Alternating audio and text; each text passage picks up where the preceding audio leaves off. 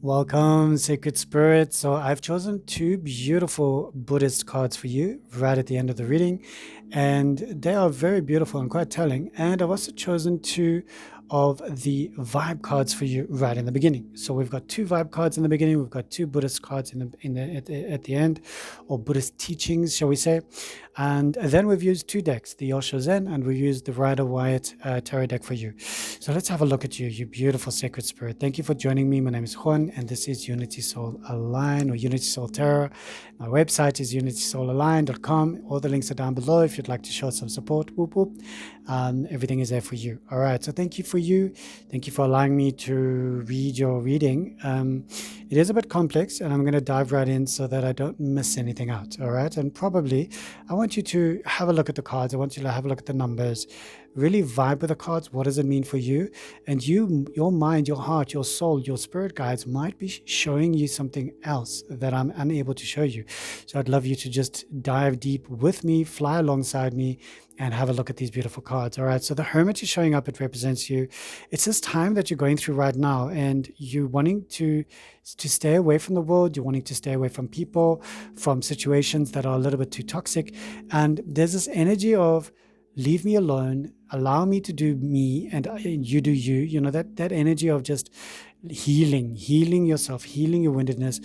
But it's also playfulness that's coming up, which is very interesting because the page of fire, or the page of wands, is an element of bravery, growth, courage, you know, like this energy that's very jubilant.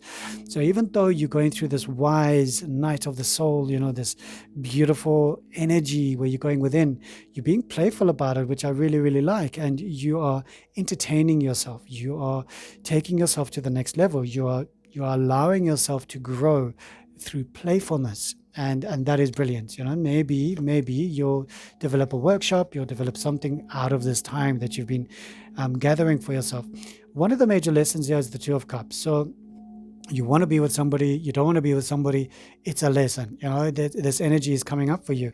And what I do like is that the Six of Wands, or the Six of Fire, is coming up and saying that it's going to be successful, but it is a lesson as well. So your success is a lesson, and your Two of Cups is a lesson right now for you in this reading, in this moment. Okay, what does that mean for you? You know, and that is quite fascinating. It's quite telling. So you do want to meet new people, but you're also not too sure because you're still in this hermit phase, but you are being playful about it. And then you've got this beautiful Six of Wands, Six of Fire, which is saying success. I really want success, but it's a challenge card. It's not something anywhere else in the spread. It's a challenge for you. It's a lesson for you. So what is the lesson behind your relationship that you've got right now, and what are you trying to learn, and what is grinding you, what is triggering you, what is flickering, what are your flickers? You know, what is helping you to rise up, and why is your success a challenge right now? Why is your fame such a challenge right now? And what is that energy that you're not aligning with? Are you not feeling worthy enough? Or you're not feeling that you deserve it? Or what is that energy? All right, only you know these things. I'm not too sure. All right, unless we have a one-on-one. Okay. King of Wands is coming up. Very beautiful, courageous king of the fire element here for you, showing up with this beautiful assertiveness, with this fiery energy, fiery spirit, but holding space for you in your subconscious realm.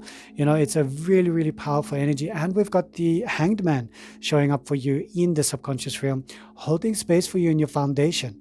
And that is very telling. So that means that you can be very fiery. You can also be you can be a leader, but you change your point of view often so that you don't allow people to become bored, and you also don't want people to really know who you are. You know, you're very mysterious in that way. And now coming to these two vibes of the day, so of the reading, shall we say. The woo-woo is wonderful. So woo-woo is wonderful. I like that very much. To me, it symbolizes the heart in the center and all the pleasure, the spiral. And woo-woo is wonderful. It's almost like focusing on the positive, focusing on the energy of the planets. You can see the planets around the individual, and there's a lot happening, you know, no matter when you're watching this video. And then call on your runners is popping up for you. So I like that very much. I do resonate with that. I feel it's almost like we forget to allow the spirit guides or the angels or the winds. We forget to align with them. You know, hail to the great winds of the north. You know, come to us. Hail to the great winds of the west. Come to us. Hail to the great winds of the south, come to us. Hail to the great winds of the east, come to us. We need to invite them or align our energies. Hail Pachamama, hail Taita grandfather sun, and so it's calling to the runners, calling to them, aligning to them, asking them for their assistance and their love, their divinity, their divineness, yes, in these moments. You have got this justice card, which is really beautiful. It's coming up. Justice for you, justice for what you believe in. Justice is here, but it is also sitting in your past. So there was a lot of justice related around the Tower card, and the Tower was the destruction or the fall of the old regime, the destruction, the fall of the old you, old aspects, old views, old visions, old belief systems, everything that you believed in, because justice was coming in, and you just felt this raging need to collapse those towers within your mind or your construct or your own inner matrix and rebuild it however best you wanted it to be rebuilt. And that is wonderful. So well done, you. Having a look at the next cards, and I really love this because when this pops up, I understand that this is a message for you.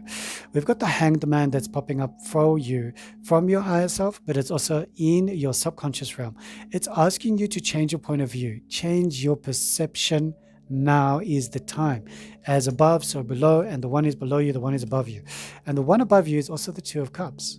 Okay, so that's very telling because your challenge is the Two of Cups. So once again, we've got these two beautiful cards that are saying, I'm ready, but I'm not ready. I do, but I don't. The cards are saying you're ready, and even though it's challenging, communicating, opening, being vulnerable, the cards are asking you to just investigate this energy a little bit more, be the blossom, open, flower, bloom, feel that energy inspiring you, because it's going to bring something new, a new perspective, a new vantage point, a new something, which is going to help you. And remember, only if it's for your highest good, okay, and the highest good of everybody else involved. The Seven of Pentacles, at least, is a very powerful card because this card symbolizes our joy, positive results, but a little bit of patience. So you can see the individual there is taking their time to gather all these beautiful pentacles, but it's a sensation of, I need to just wait and see, is this everything that I need? Maybe I need some more. Maybe I can push another one on there. And this is for your near future. But what I do love about this card and the other card that popped up is the Master. Now, the Master is not in the original tarot.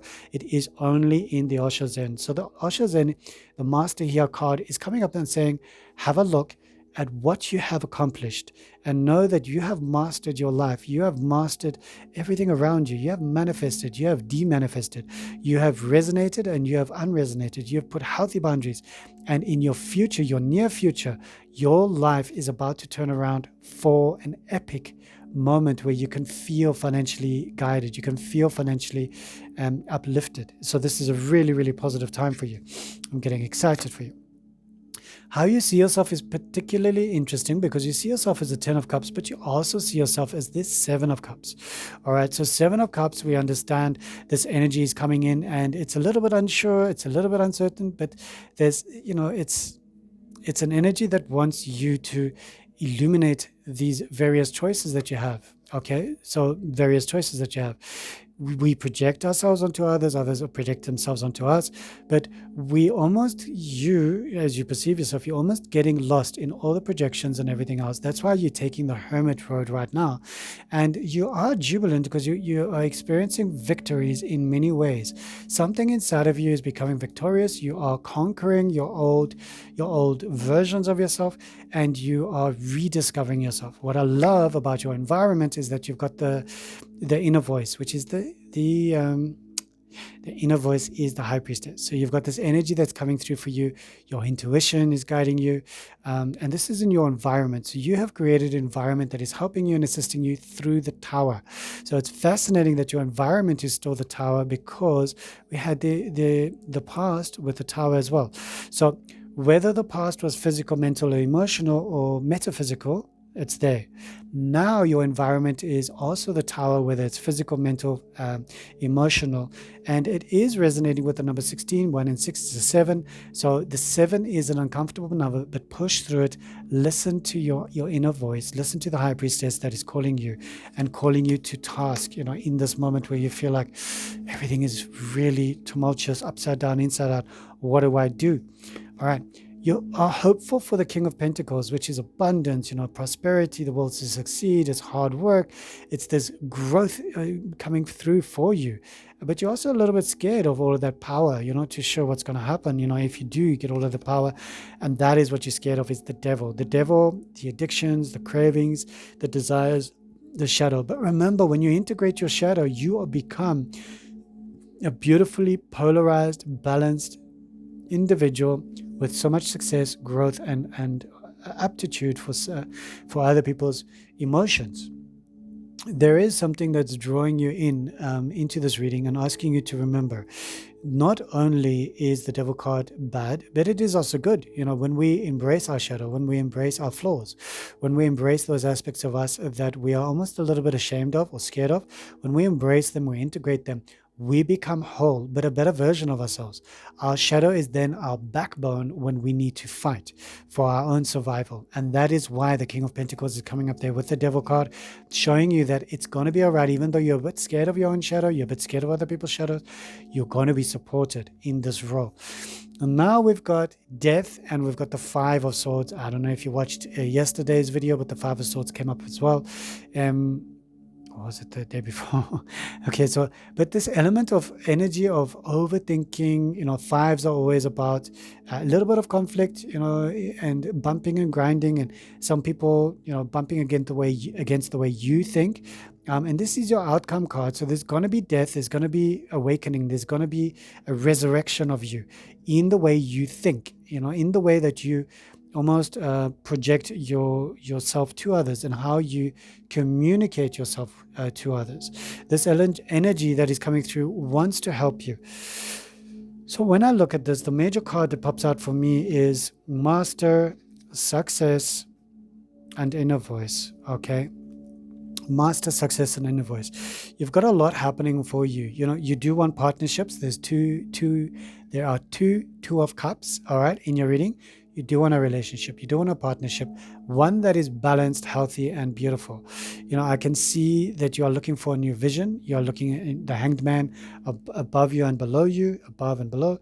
There's an energy around you that's almost like a conundrum. You want this, but what if that? And you seek this, but what if that? And it's always this tug of war with your heart. So understand, when it happens like that, we need to look at Buddhist teachings. All right, so you have a look at that and I'll read it for you. Discipline. Oh, I can't read it, the light's too bright. Discipline. A disciplined mind leads to happiness. An undisciplined mind leads to suffering. And that's from the Dalai Lama. And the other message here is, discipline is one of the most used practical tools to reunite the mind, body, and spirit, and is encouraged in many spiritual pursuits as a way to attain ultimate happiness. And then we have this wonderful card, which is Desires. Now, discipline is number 16, and desires is number 15. You can see the beautiful fiery energy in there, the reds. The root of all suffering is desire. That is from the Buddha. And if you just say that to yourself and you think about it, you let go, you detach, you release your senses, and you realize, oh, holy smoke. Okay, so the root of all suffering is desire. We desire that peanut butter sandwich. I'm using peanut butter as a metaphor. Yes, the peanut butter can be anything. Yeah, we really want a peanut butter sandwich. We really want a glass of water. Really want a cup of tea. Something. And that desire for it almost blinds us. It almost like drives us dilly. So the root of all suffering is desire. All right, the message here is, the steady stream of human desires are directing you away from the beauty of the present moment to the fantasy of the future, taking you away from the appreciation of what you've got and what life is offering to you right now. All right, so that's very pertinent when we think about the present moment. And when we are desiring, wishing, we're almost like stealing or robbing ourselves of this present joy, this present hope, happiness, this hopefulness, miracles. So sit with that, see how you feel, see how you resonate, and thank you for donating to my channel. Thank you for watching my channel. Thank you for commenting down below. Thank you for clicking on the website. I love you, and you got this. You got this. We rise together.